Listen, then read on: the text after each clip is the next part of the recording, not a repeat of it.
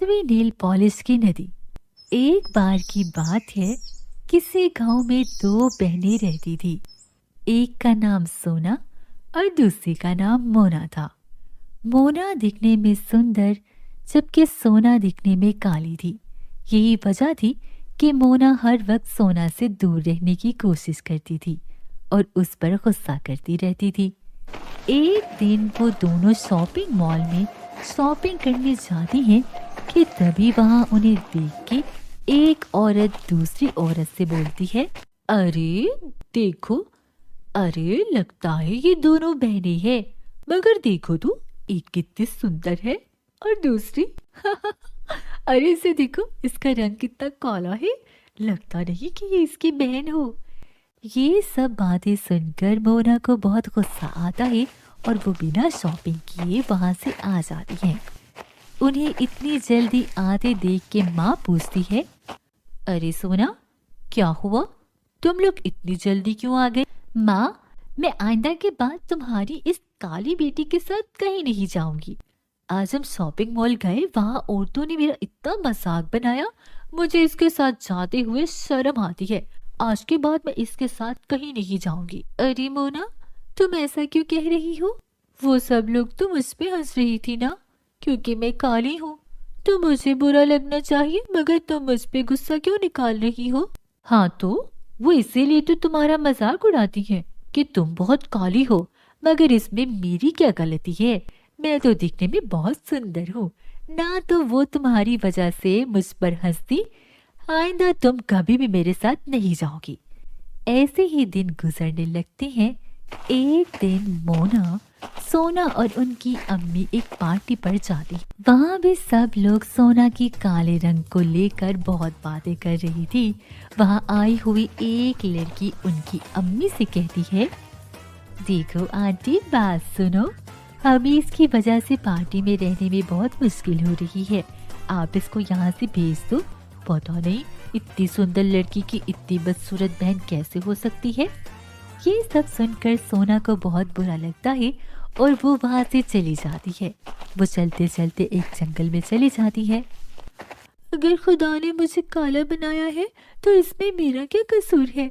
अगर मैं मोना की तरह सुंदर नहीं तो मैं क्या करूं? ऐसा कहकर सोना रोने लगती है कि तभी वो देखती है कि एक परिंदा जल में फंसा हुआ होता है। अरे ये बेचारा कितना प्यारा है, ये इसमें फंस गया है, इसे आजाद कर देती हूँ। ऐसा कहकर वो पक्षी को आजाद कर देती है और उस पक्षी के पीछे पीछे चलने लगती है कि तभी वो बीच जंगल में पहुंच जाती है, जहाँ उसे 3 नेल पॉलिश की नदियां नजर आती है। एक नदी सोने की और दूसरी चांदी की होती है, जबकि तीसरी हीरे की नदी होती है। अरे ये क्या, ये कैसी जगह है, मुझे यकीन नहीं आ रहा। तभी वहां पर एक परी आती है और कहती है, अरे तुमने जिस चिड़िया को बचाया वो कोई और नहीं, मैं ही थी। तुम सच में बहुत अच्छे दिल की मालिक हो। मुझे एक चुड़ैल चिड़िया बनाकर उस पिंजरे में कैद कर दिया था। अगर तुम न आती तो अब तक मैं मर चुकी होती। परी जी, ये तो मेरा फर्ज था। इन नदियों में से अगर तुम सोने की नदी को चुनोगी तो तुम्हें बहुत सारा पैसा मिलेगा। अगर हीरे की नदी को चुनोगी तो तुम बहुत सुंदर हो जाओगी। पर अगर तुम चांदी की नदी को चुनोगी तो तुम बहुत से गरीबों की मदद कर सकोगी। अब देख लो तुम्हें किस नदी को चुनना है। परी जी, मुझे पैसे और सुंदरता की कोई जरूरत नहीं है। मैं काली हूँ, इसीलिए मैं लोगों की परेशानियों को समझती हूँ। मुझे बस चांदी की एक नेल पॉलिश दे दे। फिर परी उसे चांदी की नेल पॉलिश लगाती है, जिसे लगाते ही सोना बहुत सुंदर हो जाती है। सोना, तुम सच में बहुत ही ज्यादा अच्छी हो। मैं बस तुम्हारी परीक्षा ले रही थी। तुम्हारा दिल सच में बहुत बड़ा है। तुम ये एक एक सोने और चांदी की नेल पॉलिश भी ले जाओ। परी, आपका बहुत शुक्रिया, मगर मैं इसका क्या करूंगी? तुम इससे जो भी मांगोगी ये तुम्हें देगी, ये तुम्हारी हर इच्छा पूरी करेंगी। उसके बाद सोना परी का शुक्रिया करके घर चली जाती है। उसे इतना सुंदर देखकर सब हैरान हो जाते हैं और अब वो हंसी खुशी अपनी जिंदगी जीने लगती है। कंचन के बेटे ऋषि की शादी कहीं नहीं हो रही थी। एक तो ऋषि मोटा, ऊपर से कमाई भी कोई खास नहीं। लेकिन कंचन को तो शौक था मॉडर्न बहू लाने का, और उसे एक दिन ऐसी लड़की मिल भी जाती है। हमें तो आपका ऋषि बहुत पसंद है, लेकिन मैं आपको साफ साफ बता देती हूँ, मेरी बेटी के शौक थोड़े से अलग है बहन जी। अरे बहन, हमें सब पसंद है। आपकी प्रियंका जैसी लड़की की तलाश मुझे कब से थी। जींस पहनकर अंग्रेजी में गिटर पिटर बोला करे। अरे बहन जरा सुन तो लो, मेरी बेटी के शौक क्या क्या है। अरे नहीं नहीं बहन, बस लड़की को देख लिया तो सब कुछ देख लिया।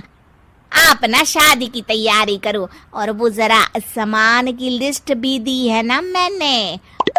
हाँ बहन जी, सारा सामान शादी से एक दिन पहले ही आपके दरवाजे आ जाएगा।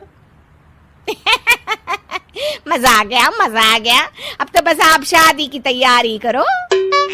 प्रियंका के माता पिता के जाने के बाद कंचन का पति उससे कहता है, अरे भाग्यवान, तुम तो कुछ ज्यादा ही जल्दी दिखा रही थी शादी की। अरे बोलने तो देती, लड़की की माँ क्या बोलना चाह रही थी।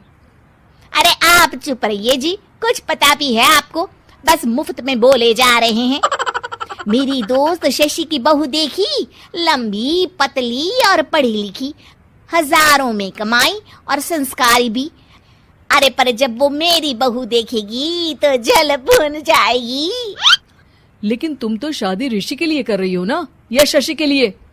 तुम्हारा लड़का कुछ कमाता भी नहीं है और शरीर भी भगवान की दुआ से फूलता ही जा रहा है। फिर बोले आप हैं? फिर बोले आप?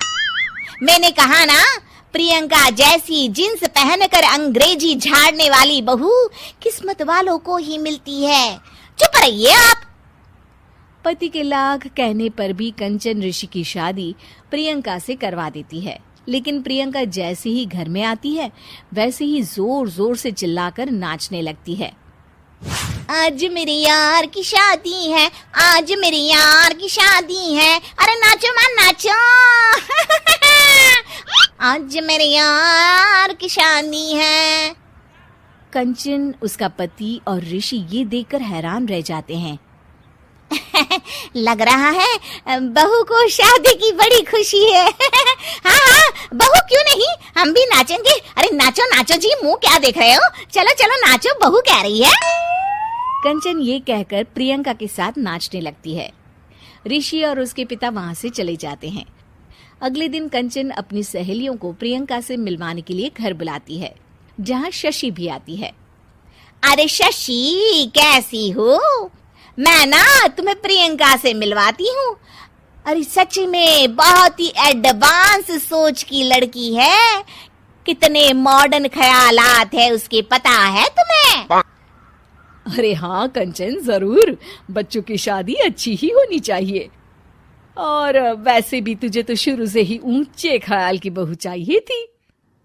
तभी कंचन की सहेली कहती है, अरे कंचन, बुलाओ ना प्रियंका को, हम भी मिल ले। अरे बहू प्रियंका, जरा बाहर तो आना। कई बार आवाज देने के बाद भी प्रियंका बाहर नहीं आती है, तो कंचन को बुरा लग जाता है। वो उसे लेकर बाहर आती है, लेकिन ये क्या, प्रियंका लड़खड़ाती हुई बाहर आती है और उसके हाथ में शराब की बोतल होती है।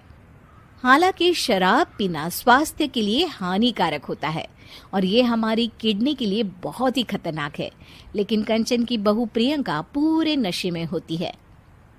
अरे इतने सारे लोग। ये कहकर वो शशि के पास जाती है। आंटी जी, पत्ते खेलेंगी, पत्ते। अरे दूर हो, दूर हो, तुम्हारे मुंह से तो शराब की बदबू आ रही है। अरे कंचन, माना तुम्हें मॉडर्न बहू चाहिए, लेकिन आधुनिकता का मतलब ये तो नहीं ना। बुरा ना मानना कंचन, तुम्हें पता था कि तुम्हारे बेटे की कमाई और शरीर दोनों ही ठीक नहीं है, तो तुम्हें उसी हिसाब की लड़की से शादी करवानी चाहिए थी। ऐसा कहकर सभी औरतें वहां से चली जाती है। तभी प्रियंका की माँ कंचन के घर आती है। अरे बहन जी, बड़ी चालाक निकली आप तो। बिना बताए अपनी पियक्कड़ बेटी मेरे लायक बेटे के गले में बांध दी। आय हाय, बड़ी आई बिना बताए। उस दिन जब मैं ये बात बता रही थी तो तुम तो सुनने को भी तैयार नहीं थी। अब भुगतो तुम। ये कहकर वो वहां से वापस चली जाती है। सबके जाने के बाद कंचन अपना सर पकड़ लेती है। हाय रे, आधुनिकता की अंधी दौड़ में मैं अपनी संस्कृति ही भूल बैठी थी। अब तो राम ही बचाए मुझे।